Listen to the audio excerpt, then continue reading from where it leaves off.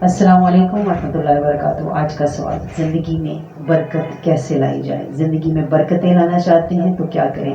آقا کریم صلی اللہ علیہ وسلم نے کیا فرمایا؟ آقا کریم صلی اللہ علیہ وسلم فرماتے ہیں وَأَقِیمُوا الصَّلَاةَ، زندگی میں برکت لانا چاہتے ہو تو نماز قائم کرو، نماز کو تھام لو، مضبوطی سے پکڑ لو۔ پھر فرمایا اگر چاہتے ہو تمہاری دعائیں قبول ہوں تو نماز قائم کرو۔ پھر فرمایا البرکہ فی الاموال، اگر چاہتے ہو تمہارے مال میں برکت ہو تو نماز قائم کرو۔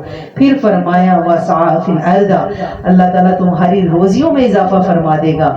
وَرَاحَ فِي الدُّنْيَا، تمہارے بدنوں میں طاقت آ جائے گی۔ پھر فرمایا تمہیں دشمنوں کی فکر کرنے کی ضرورت ہی کیا ہے، اگر تم نماز میں سر رکھ دو گے تو تمہارے لیے تمہارا رب ہی کافی ہو جائے گا۔